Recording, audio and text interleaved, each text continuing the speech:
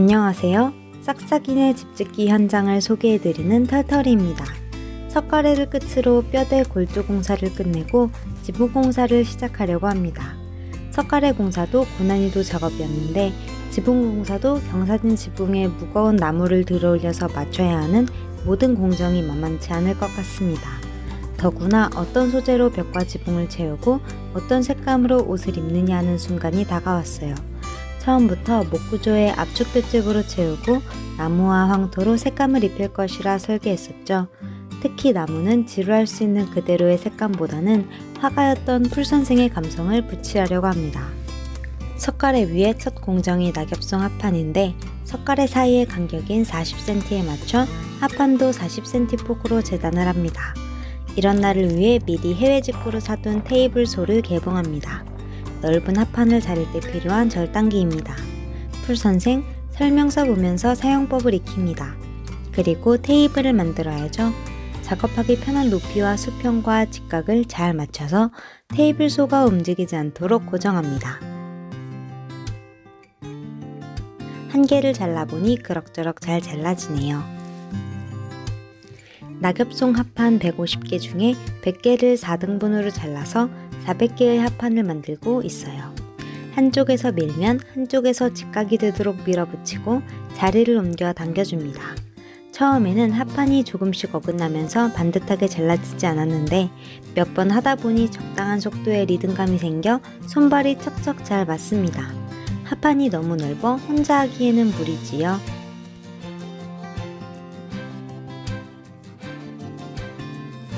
자른 합판을 창고로 옮겨 색조혼합을 합니다. 연파랑 100대, 연하늘 100대, 파랑 100대, 진파랑 20, 진분홍 20대, 연분홍 20대, 연노랑 20대, 회색 20의 비율로 색을 칠합니다. 11월부터 합판을 잘라 창고에 쌓아두고 12월부터 단기부인 날이면 날마다 페인트 칠을 했답니다. 혹시나 밤새 페인트가 얼까봐 히터를 틀어두기도 했는데 페인트가 얼면 칠할 수가 없고 완전히 녹여도 색감이 잘 살아나지 않는데요. 풀선생이 색조혼합만 하면 페인트 칠은 모두 만만한 조수 몫입니다. 페인트를 여러 번 칠한 뒤 살짝 긁어주면 낙엽송 무늬가 살아나는데 색감이 연해지고 합판도 너무 많다 보니 나중에는 칠만 해주었어요.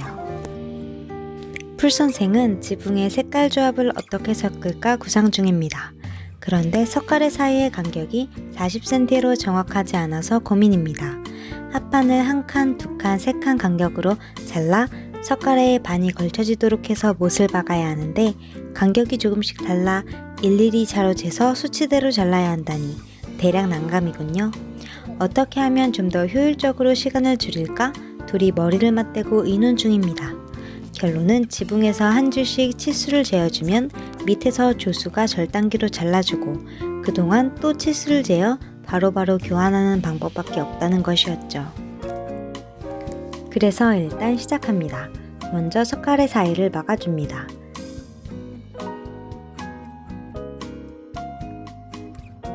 그리고 다락방부터 합판을 깔아봅니다. 하양, 하늘, 파랑은 서너 칸 또는 더 길게 치수를 재서 40cm 구조목의 절반에 걸쳐지도록 하고 나머지 색깔 있는 합판은 한 칸씩 잘라 붙여줍니다.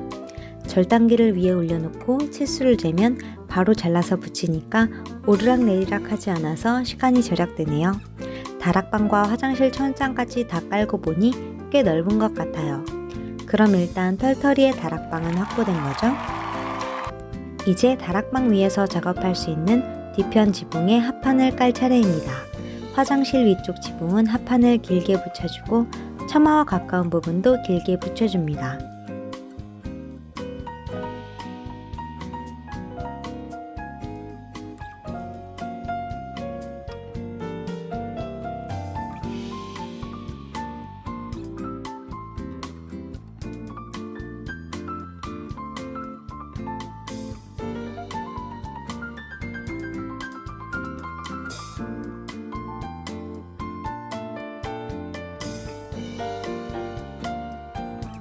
하루 일과가 끝나면 합판은 비와 눈에 취약하니 혹시나 밤사이에 이슬이나 설이 맞을까봐 비닐과 천막으로 덮어줍니다. 앞판 지붕은 풀선생이 한 줄씩 치수와 색깔을 적어주면 조수가 밑에서 잘라 올려줍니다. 지붕에서 일일이 오르락내리락 하기가 번거로우니 밑에 있는 조수가 더 바쁘게 움직여야 합니다.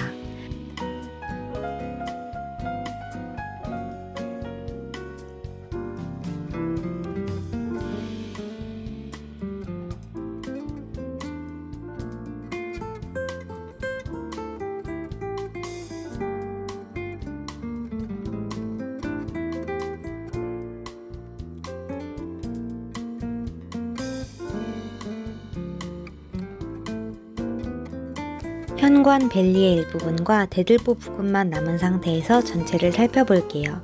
이제야 석가래의 구조가 명확히 보이네요.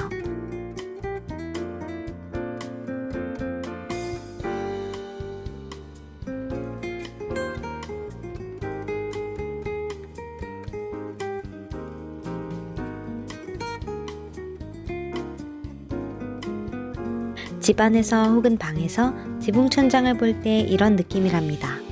푸른 하늘에 색깔 있는 구름이 점점이 떠있는 느낌, 편안한 색감의 파스텔 느낌, 살다가 지루하다 싶으면 다른 색을 칠할 수도 있고 다른 자재를 덧대어서 전혀 다른 분위기를 낼 수도 있다고 하네요. 합판 사이에 약간의 틈은 합판을 기계처럼 정확하게 자르지 않아서 생긴 틈인데 합판 위에 방수 시트를 붙이면 틈은 보이지 않을 거래요.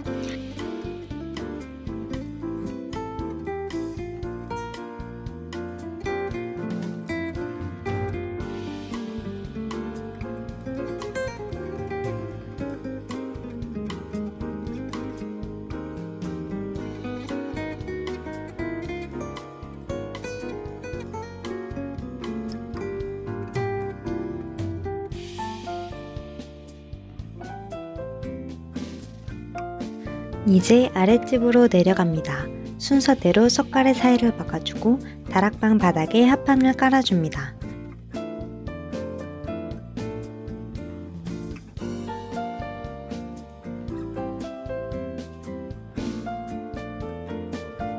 그리고 다락방에서 하늘을 볼 수 있게 붙박이로 붙일 장을 내줍니다.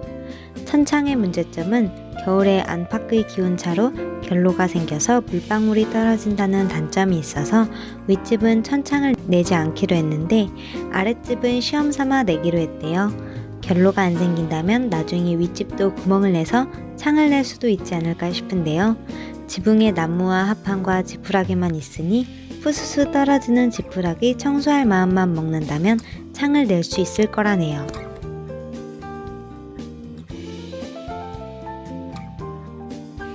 (1월부터) (2월까지) 가장 추운 겨울에 지붕 공사를 하고 있으니 풀선생 정말 고생이 많으시네요.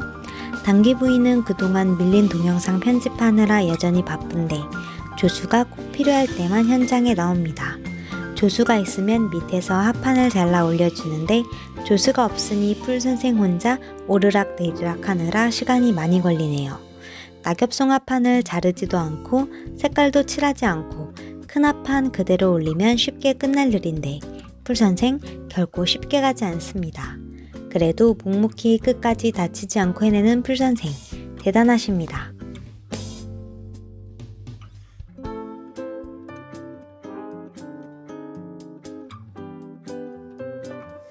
지붕 공사를 요약해서 말씀드리면 첫 번째 합판 붙이기, 두 번째 방수 시트 붙이기, 세 번째 OSB 합판으로 28cm 틀 짜기, 네 번째 석가리 두 칸마다 하나씩 틀을 붙이고 속에 볏짚 채우면서 OSB 합판 덮기, 다섯 번째 처마 끝 마감과 바람구멍 내기, 여섯 번째 비와 햇빛 노출도 가능한 방수 시트 덮기, 일곱 번째 강목으로 틀 짜서 너와 붙이기까지 해야 지붕 공사가 끝이 난다고 해요.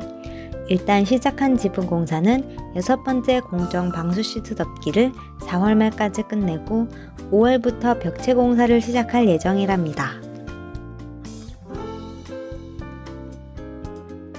벽체 공사는 벽 속으로 들어갈 선반을 미리 만들어 두고 볏짚으로 벽체 속을 채워서 볏짚 섞은 황토로 1차 미장을 하고 황토로 2차 미장, 숙성시킨 석회로 3차 미장까지 할 계획이래요.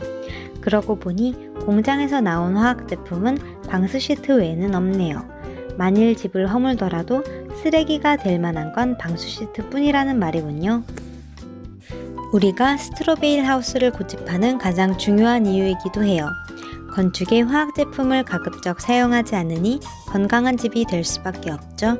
그리고 스트로베일 하우스는 건축비 면에서도 인건비가 자재비보다 더 많이 나오는데 우리 손으로 꼼꼼하게 지으니 인건비도 절감되고요. 겨울은 따뜻하고 여름엔 시원한 집이라 냉난방비를 대폭 절약할 수 있는 집이랍니다. 물론 건축기간이 길다는 절대적인 단점이 있죠. 그러나 느리지만 꼼꼼하게 짓자고 결심한다면 스트로베일 하우스 얼마든지 도전해볼 만한 집이라고 생각됩니다. 지금 우리가 집 짓는 현장은 내 손으로 집 짓기를 꿈꾸는 분들의 로망이 아닐까 싶네요.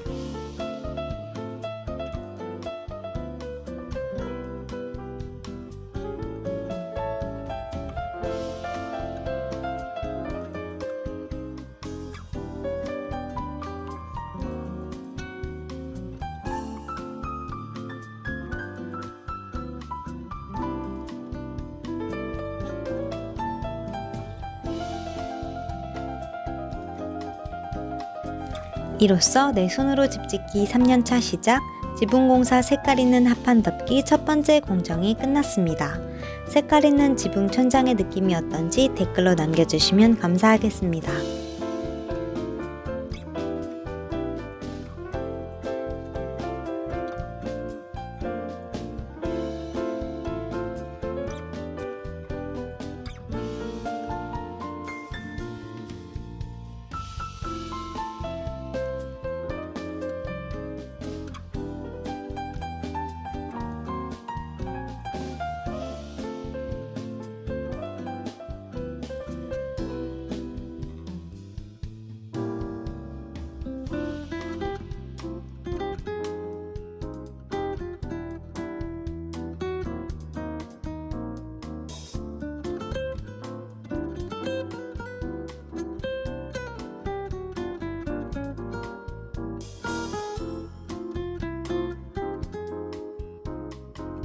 현장 관리하며 잔소리와 애교 발사하느라 수고한 싹소장에게 찐팬 형과 누나에게서 설날 선물이 쏟아졌어요. 사료만 먹던 싹소장 눈이 돌아가네요. 싹소장의 먹방 감상하면서 인사드릴게요. 지붕공사 틀짜기 편에서 또 만나요. 안녕.